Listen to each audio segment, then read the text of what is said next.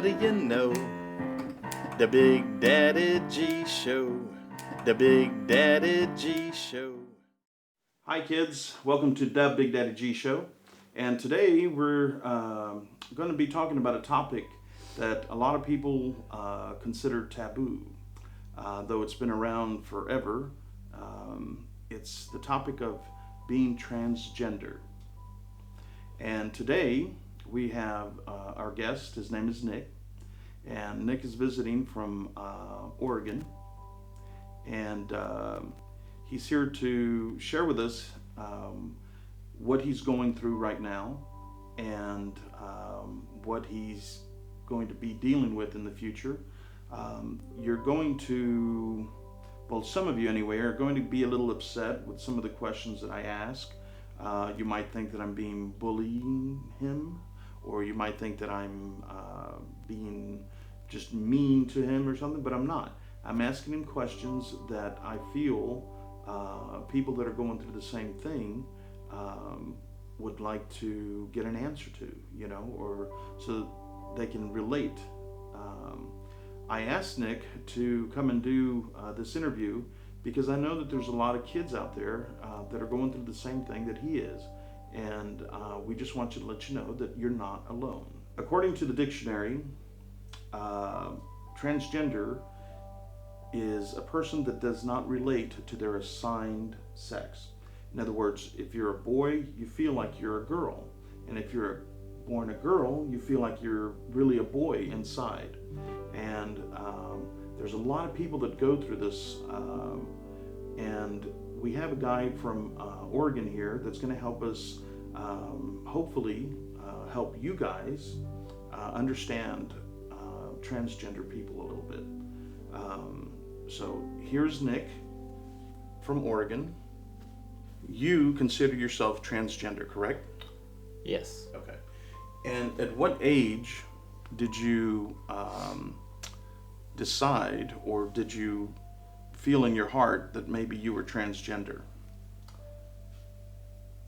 Yeah, when I was about 4 or 5 years old, was about the time I knew that I didn't feel comfortable being a boy, being male.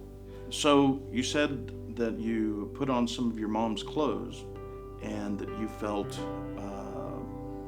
more like a girl.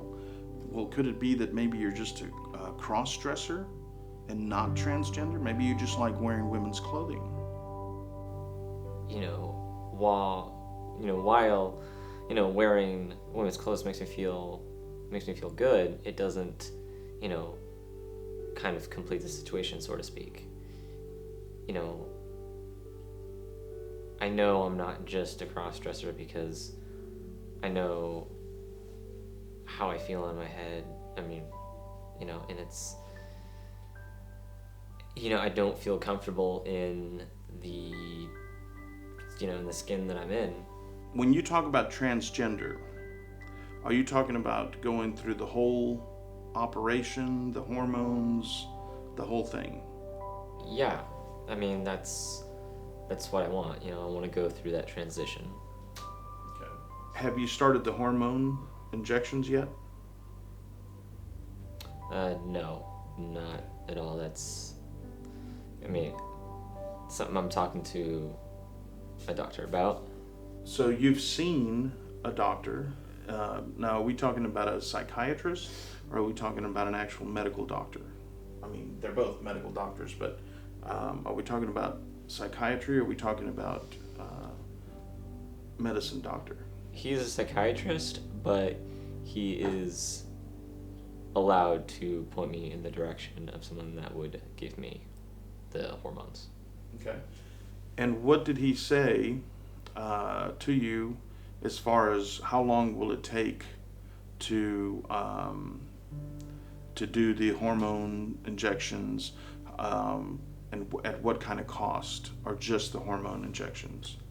The hormones themselves are, that part of the journey is something that's can be any amount of time.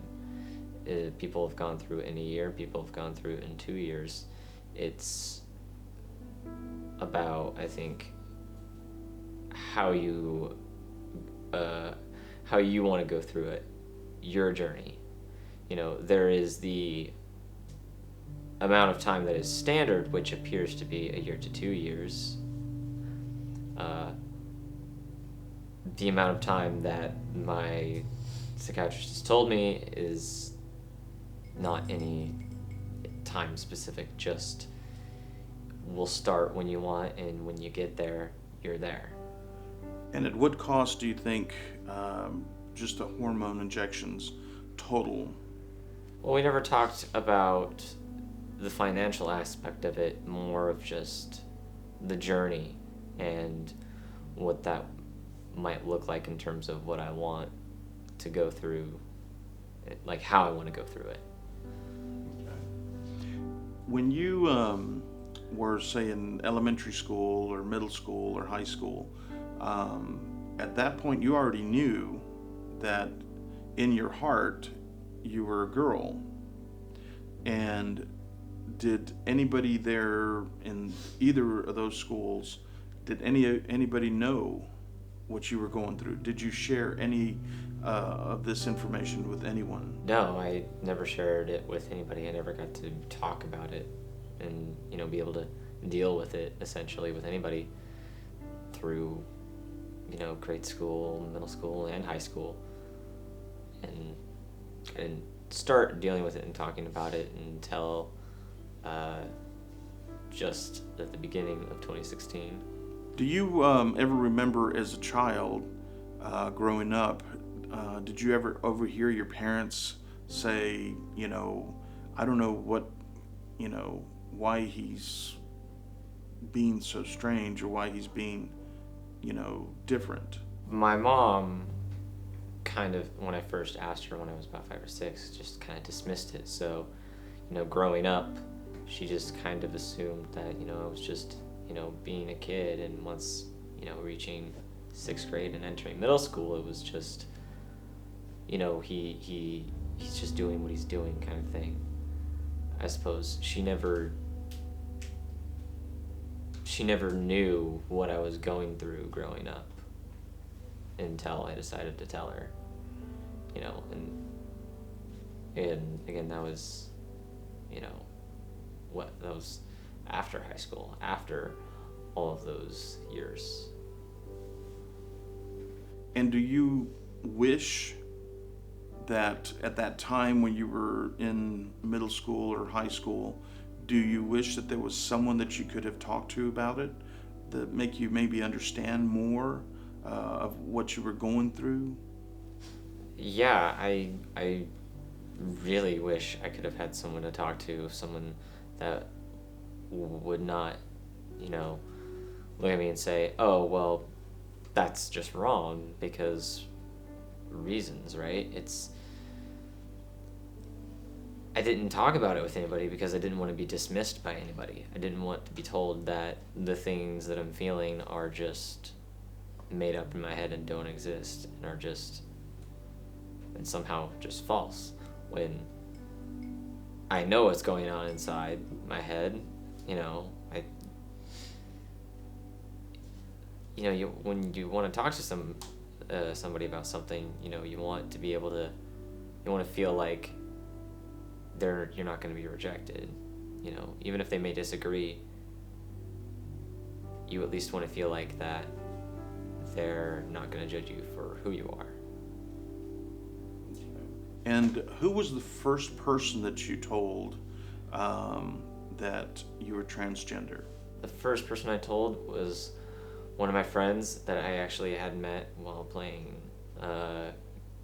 games with, and he just became the person that I talked to. Like, we just would talk to each other about pretty much anything. And, you know, eventually I was just like, hey, I got this weight on my chest and it's really been bothering me, and I need to talk to somebody about it, and I don't feel comfortable talking to anybody else about it. And, you know, I talked to him about it for I think maybe a month before I told anybody in my family. After I told this friend of mine, I told my roommate at the time and his girlfriend. And they were basically the first people in person that I had to deliver that to. So after you told them that you were transgendered, what was their reaction? It was good. They helped me, do some of the adjusting that I needed to do that I wanted help with, primarily just be more comfortable to, interact with people the way I want to and being comfortable with that. Who was the second person that you told? The second person I told was my mom during lunch. She wanted to see me, and I wanted to see her because I had something big to tell her, and it wasn't what I wanted, but it was kind of what I half expected, and it definitely made me feel like crap, because I felt like she was saying that it wasn't real, that it didn't matter, and somehow the feelings that I'm feeling just don't exist, and how, well, it doesn't matter what you're feeling. The point is that you're a boy, and that's what you are. And it's just like, that's not who I am, though. That's what I am right now, physically. All right, so your mom did not take it well then, because she said to you, but you're a boy. She didn't take it well, and I avoided talking to her for about 2 or 3 weeks, because I didn't want to, have any, I didn't want to feel, kind of rejected and disgusting. And, now, she, things are better between me and my mom, and that's great. I love that. She still doesn't necessarily like it, but she understands that, I am who I am. And your dad, he took it well, and your other brothers, or your brothers, they took it well? Both my dad and my brother Aaron were really overwhelmingly positive about it, really accepting about it, and it was good. It was, everything that I feared didn't happen, but it still, of course, made it hard to let them know what was going on. But after it was all over, it felt good. It felt better that they understood that it's okay to be different, kind of thing. A lot of people out there are going to say that you're transgendered, that you chose it, that it's just something that you want to do. Would you agree with that, or do you think that it's something more or something deeper than that? I think it's something more, I think it's something that's more in the mind. For me, it's certainly not a decision. It's not a choice. I know that, I didn't just wake up and decide that, I wanted to be transgender, right? I just, you have this idea that something isn't right. You don't feel right, and you want to figure out what it is. And once you figure out what that is, you're like, this is great, but it's not what you want, right? You're not where you want to be. And, for me, it was just, I knew that I wanted to be a girl, and that I still want to be, I want to be a woman, and that's what I want. And to me, it's not just a matter of a choice. I couldn't just wake up tomorrow and say, today I'm not going to be trans. Do you have any pictures of yourself as a woman, dressed as a woman? No, I don't take photos of myself when I'm dressed up in clothes. It's just something that I've never really, thought about and really had interest in the first place. But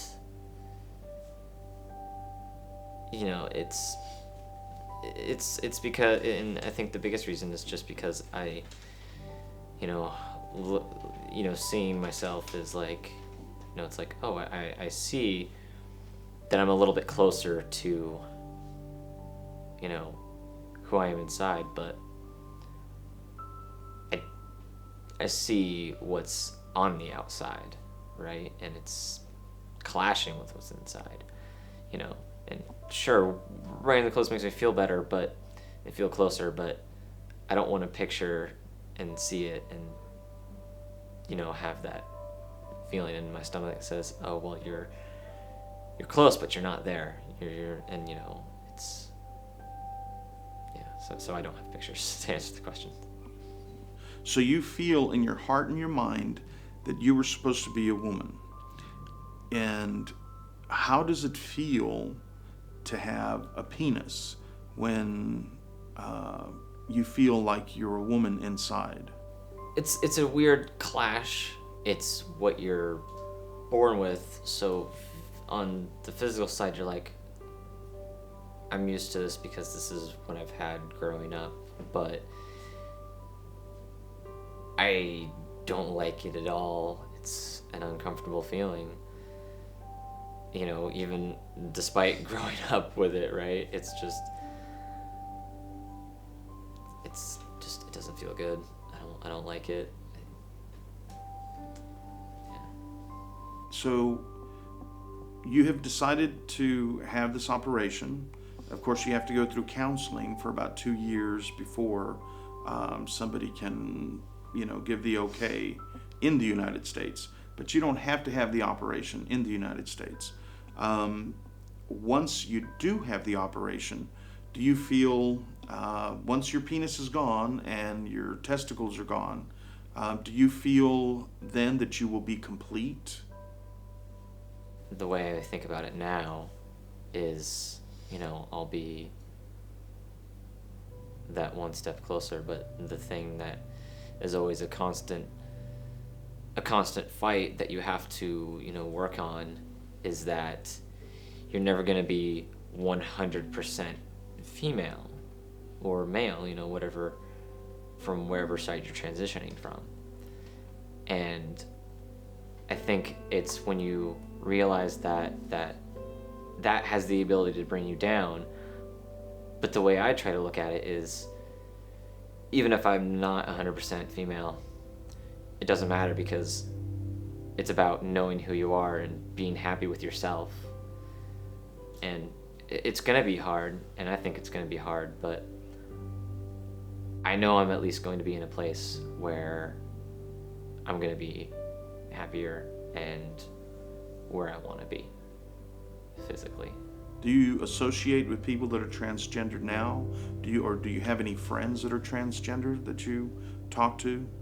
I don't know if I'd really fully consider them my friends. I would hope that they consider me a friend, but mostly because they're people that I talk to, and I love talking to them. They're great, and I wish the best for them. It's just like, I feel like because they've already gone through the journey, that I'm somehow less in their eyes. I know that I'm not, and I know that they tell me that, it doesn't matter if I've transitioned or not, but it's certainly something I want to pursue relationships and friendships with these people that I do talk to, and they're great people. I love all of them. If you go through the operation, you become a woman, then you start dating women, does that not technically make you gay? Because now you're a woman dating another woman. Does that not make you gay? I don't know. I'm trying to understand. I certainly think, once that point is hit, then the coin would be flipped.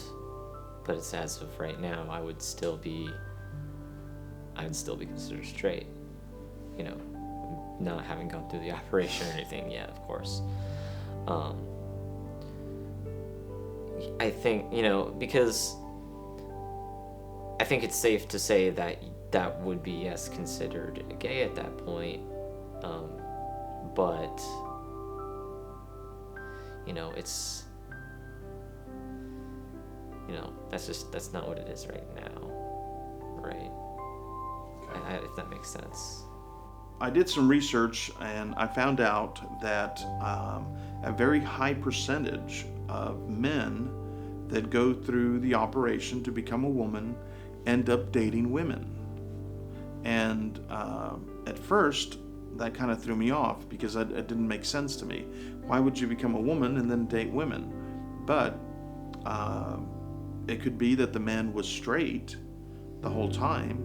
I'm sure there's transgendered people out there that are straight, but just feel like they're in the wrong body.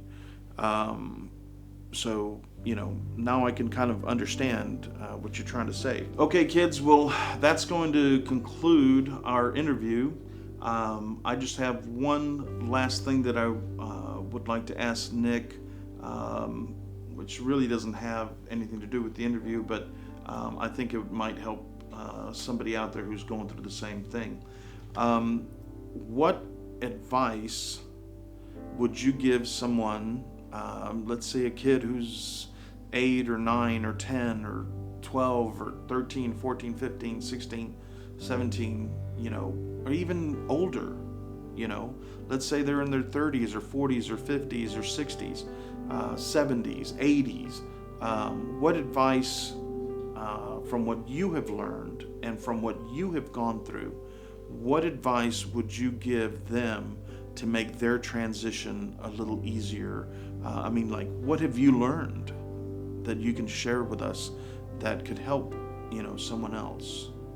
What I would say is, it's, you're gonna, if you haven't told anybody yet,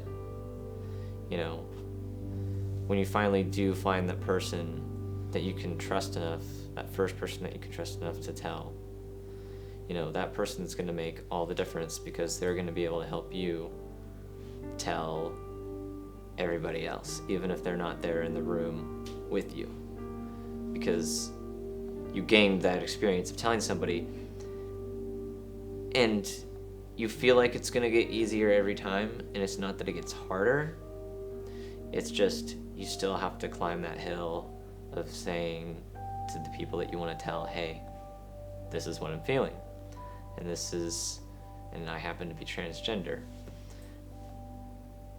And I would say, surround yourself with things that bring positivity.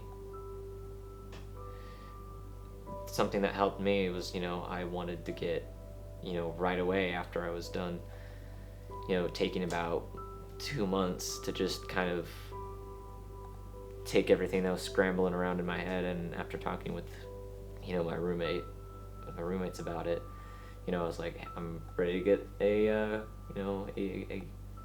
counselor now, a psychiatrist, and that's what I did, and I got it, and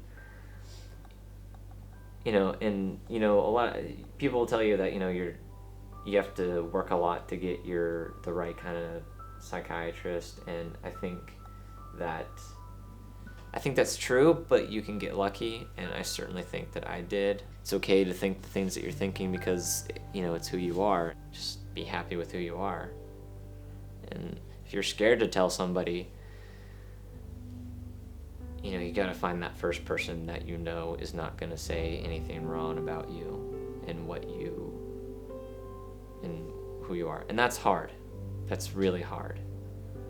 But the person that one of the people I was really afraid to tell more than outside my family was my roommate at that time. And he was one of the coolest people I ever talked to about it. So find someone like that you can trust. And again, it's hard, but you can do it. I am a parent and I have kids, and I've realized that I would rather have a gay kid, I would rather have a transgendered kid, I would rather have whatever kind of kid or whatever life he wants to lead. I would rather have them be alive than to be dead. Suicide is a very, very big problem among kids that are going through things like this, the transgender, and dealing with, being gay or being transgendered, or it's a tough thing for a kid. And one thing that saddens me is that human beings tend to make fun of things that they don't understand. And the idea behind this show is to make people like you and me understand that there's other kinds of people, and we're all human, and we all love, and I think we just need to try to understand. Instead of having such closed minds, I think we have to try to understand each other. We might not agree, but in the very end, whether you think being gay or being transgendered is a sin, whoever you pray to, they're not going to judge you on other people's sins. They're going to judge you on your sins. So please try to be understanding and realize that they're human beings with feelings, just like you and me. And that's it, kids. That's all I've got, and I hope you learned something. This is the Big Daddy G. If you want to learn more about Nick and what he's going through, please go to our website, thebigdaddyg.com. Thank you. Hi-ho, what do you know? The Big Daddy G Show. The Big Daddy G Show. Can we all just get up on the Big Daddy G Show? Yeah, man. Why clean your room when you can do some shrooms? The Big Daddy G Show. Hi-ho, what do you know? The Big Daddy G Show. The Big Daddy G Show.